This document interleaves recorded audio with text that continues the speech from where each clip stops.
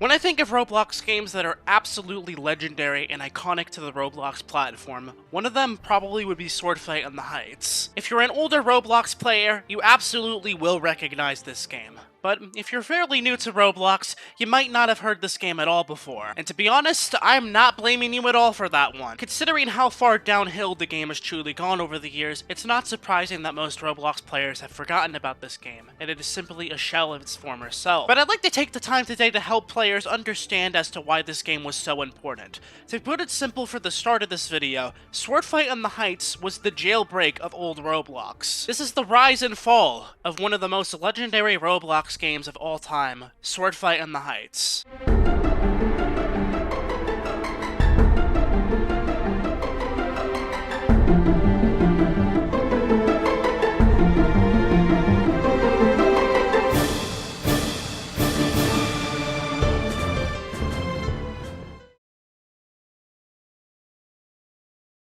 Swordfight on the Heights has existed on Roblox for a very, very long time. Unfortunately, the archives only go back to 2015, but the game originally came out on Roblox all the way back in 2008. You have to take into accountability that old Roblox had very limited scripting capabilities, and games back then were not as complex as they were nowadays. Nowadays, games on Roblox are incredibly professional, have thousands upon thousands of lines of coding, and tons of other different abilities within the games.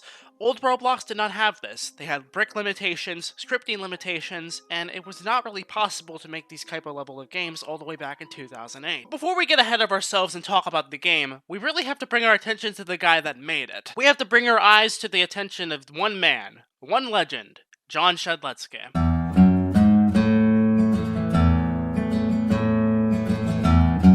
John is possibly one of the most interesting Roblox staff members to ever be on Roblox at all. He was one of the first people to even be hired at Roblox, so he's pretty significant to the company's growth as a whole. It's really difficult for Roblox players to agree on a lot of things, but a lot of them will put that bias aside in terms of John Shedletsky. It's really difficult to hate this guy. All around a very funny, interesting, and charismatic character to the Roblox Corporation. Roblox hired him in 2006 as the creative director, and he made a very cute blog post back on July 16, 2006, talking about Roblox and how he became a professional game developer. He quit Roblox a few years ago to pursue entrepreneurship endeavors, but is still fairly active on Roblox to this day. John was the person that was in charge of the very first Roblox trailer to even be published to YouTube on November 9th, 2006, and Roblox was very heavily focused around brick battling in the very early days of the website. So John decided to take this to another level and take the brick battling fad that was on Roblox and evolve it into a way that would change Roblox history forever. And that was the start of Swordfight on the Heights. A Roblox game with a very simple concept would end up becoming one of the most popular games on Roblox for many years to come. Players on a battlefield, just with swords, and the objective is to kill each other and be the best, and have the least amount of wipeouts in the game and the most amount of knockouts. It was a very competitive game, and had a lot of players battling against each other on the daily basis, trying to make sure they had the most kills, and to see who could be the best sword fighter on Roblox. There was a huge culture ingrained of this back in the days.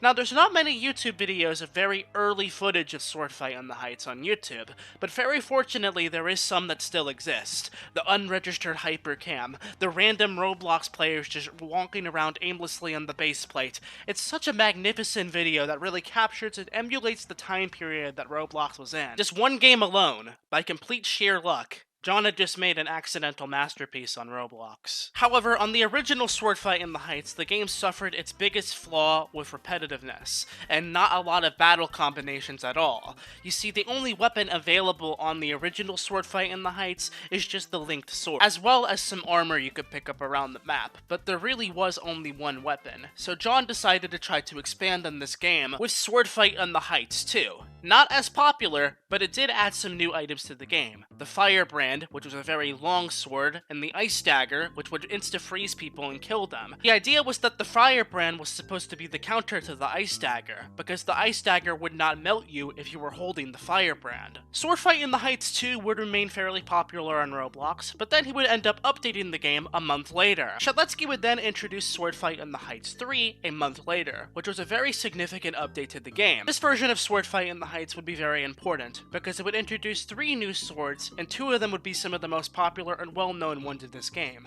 the Illumina and the Darkheart. And for the 3rd sword, it would just introduce the Venom Shank. It's even rarer to find videos out there of gameplay footage of Sword Fight in the Heights 2 and 3, so to find any on YouTube is quite honestly a surprise nowadays. But finally, with these updates, Sword Fight in the Heights would get rid of its biggest flaw, which is the lack of variety in this game. Fighting with just one sword gets incredibly boring, and the fact that there were multiple different swords with multiple different abilities all around this game, and having to be strategic and fighting other skilled players with it as well, introduced a brand new combat mechanics and diversity that was not in the original game at all. But as they say, all good things must come to an end, and Sword Fight in the Heights got its very final expansion, which was Sword Fight in the Heights 4.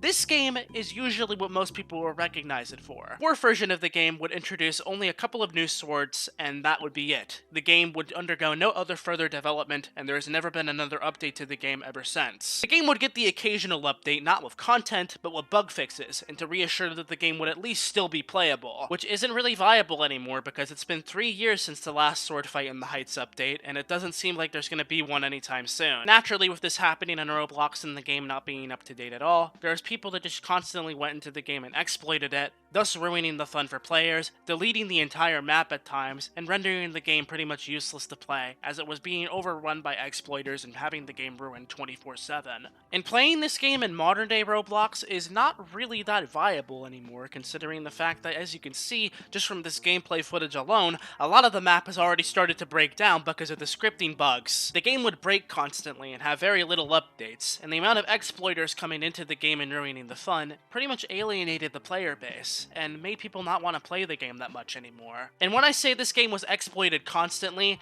I mean constantly. If you tried to play this game at all from around the 2013 to 2015 era, it was literally impossible. Every server you would go to would have some kid with B-tools just deleting the entire map. Imagine playing Jailbreak or Arsenal or something, and then some person is just constantly deleting the map or making everything pretty much unplayable. That's how it was like playing Sword Fight in the Heights back then. But even with that being said, with all of the exploiting going on, with the amount of game-breaking bugs happening, there was still a dedicated player base of people that would constantly play this game on a daily basis. They had grown up with this game, and had seen it evolved on Roblox, and weren't that quick to let it go. But eventually, they had to let it go, because it was pretty much just rendered unplayable. A lot of people probably think in this video that I'm just nostalgia-gasming over a game and that I need to simply get over it.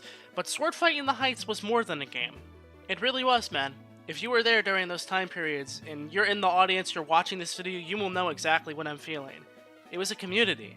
It was a bond of people that they had grown up with this game, and had loved it dearly, and unfortunately had to let it go because of Roblox updates breaking it and exploiters completely ruining the premise of the game at all. And that was really a sad day for me when I had to let it go and not play the game anymore, because it really is a very significant part to my Roblox history. For a metaphor here, you've seen grown adults cry over Club Penguin being shutting down, and some of you might have thought that was cringy. People were just holding a dear attachment to something that was dead a long time ago. What you fail to understand is that people like myself grew up with these kind of games, and had a very significant bond to the community that these games had. It's that sense of community that really makes Roblox fantastic, and it's why I've stood on the platform for as long as I have.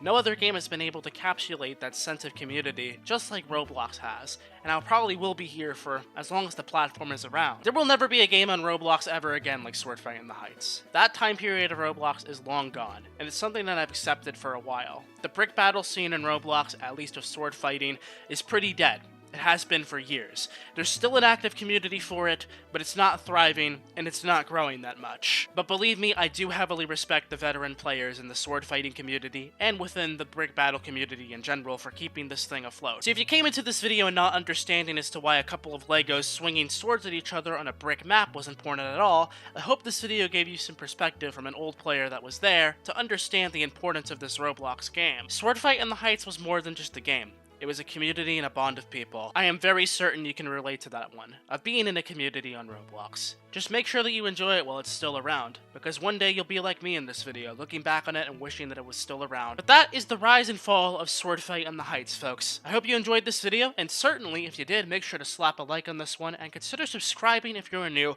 for daily Roblox content. But until next time, folks, I am Kaneko Kitten, and I'll hopefully see you guys, girls, or whatever, in my next Roblox video tomorrow. Thank you so much for checking this one out. Definitely was a nostalgic trip for me. Sorry for going off on some tangents in some parts, but it definitely got to me. This video was a little emotional. Most importantly, thank you, John, specifically, for making a very significant part of my childhood. It will always stick around for me, so I really appreciate that. That's all. Thanks for watching. See you all tomorrow. Peace.